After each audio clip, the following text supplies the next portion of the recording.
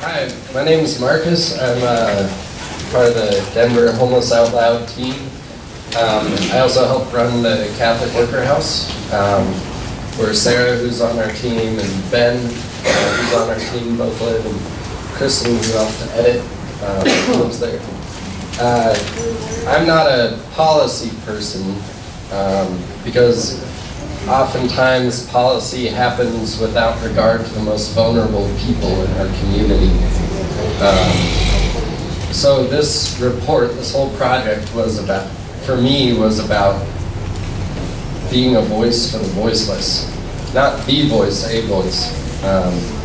So I stepped into this project thinking that our survey was too long, 63 questions. No, people's lives are hard enough, why would they answer 63 questions? But I was just blown away. People not only answered 63 questions, but gave us pages and pages of handwritten comments. People broke down, told their stories. It was like therapy with strangers. So I'm excited mostly because people finally get to hear their stories. So I'm very excited to introduce a couple of folks who are currently struggling through homelessness, who are very courageous people. But first I want to point out a couple of things. First I want to thank you to all of you who are currently struggling through homelessness, who answered our survey or showed up today. So thank you for being here.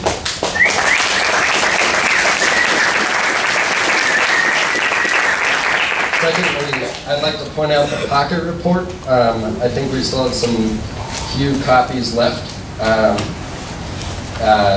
This is intended so that people on the street can have this information, so that this information wouldn't just be given to service providers, to city politicians, but so that the people on the street can be informed. On the inside, you'll find a Know Your Rights brochure. If you're approached by a policeman, you should know your rights. You should know what you're allowed and what they can and cannot do to you. Also, our recommendations, we came up with them as a team, but we'd like to hear your recommendations. So there's a little postcard in here, and we'd love it if you filled it out, sent it to us. Otherwise, you can also send it via email to recommend@denverhomelessoutloud.org.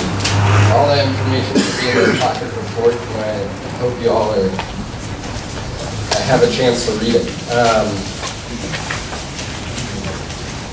Oh, also, in here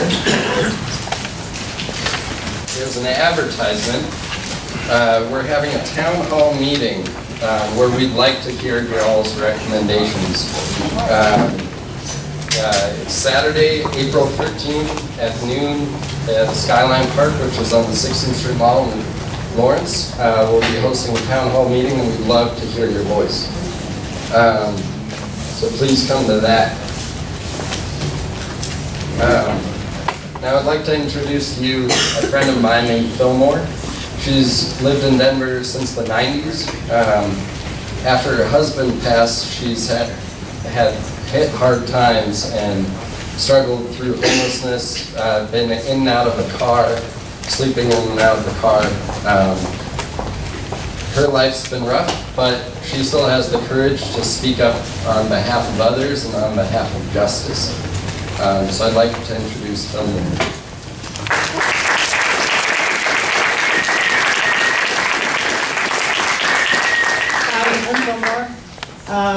I've been homeless in Denver for about 7 years. I was married to a Denver County sheriff who killed himself back in 2006. I am a lucky person because I own a vehicle. I can park and I can get into it and I can lock the doors and I don't have to worry about not having a bed at a shelter. Finding a bathroom in this town to use when you're homeless is hard. To get a fresh glass of water is hard. To keep asking, being asked to move on is hard. A lot of homeless people don't want to come forward because they're embarrassed. It's very embarrassing to say, hi, I'm homeless. 42% of the people interviewed were females. Women are a huge group of homeless in the city. And they don't have a place to shower or go to the bathroom or get feminine products. So I'm sorry, it gets me. I would just like you all to keep that in the back of your head, whatever you can do. Okay, thank you.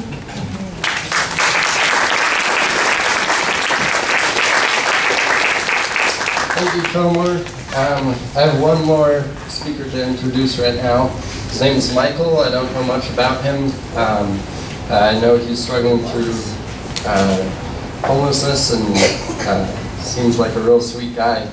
And I just found out that our event is competing with Obama being in town. So thank you to all of you who came to this instead. Let's get into the report.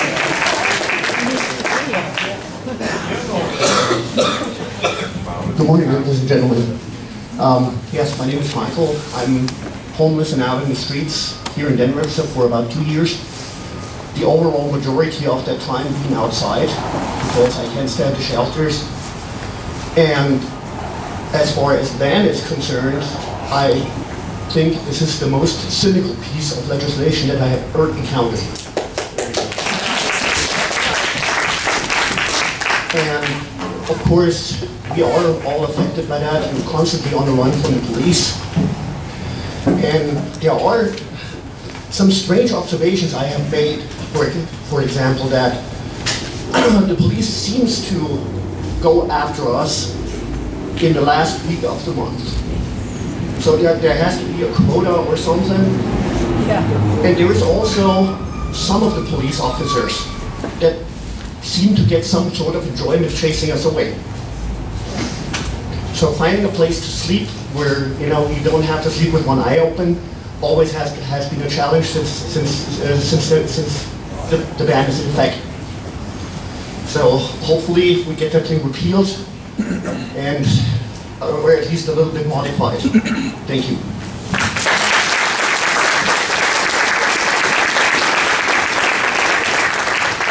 I'm Randall Loeb, and I'm introducing myself.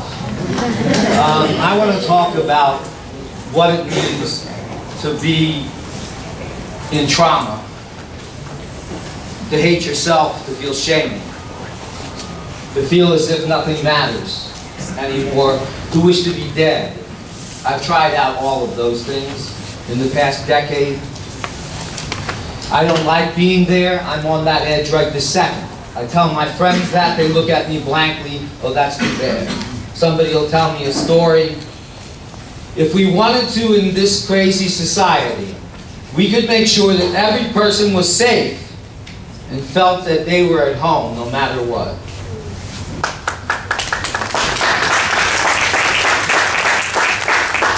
But more than that, which Rachel was getting into, which I don't think we went far enough in, my colleague Jennifer Perlman talks about the triggers. I have a mental health problem. I'm bipolar. The inception of trauma in early childhood education, ACE they call it, starts when we are small. How many of you in this room had more than one issue that classified as trauma before you were homeless, which is also trauma? And how do we address it? How do we go after it? To break it down, to rebuild those things that we have lost, so that we feel whole. Most people looking at me think I am together. And I tell them that's bullshit. I'm about as together as the mouse who runs scared out of the little hole and back inside when a cat appears around the corner. And I have to remind my friends that having tried to commit suicide really marked it for me for good, as well as any person that has trauma, because you know you could go back there today. So every morning when we wake up, we know that we are on the edge, and I write about it. And I implore you to try to reach out to people instead of ignoring them, to look at them and to shut up and listen. Because that's the only way we're going to do anything to change this homeless mess. Thank you. Woo!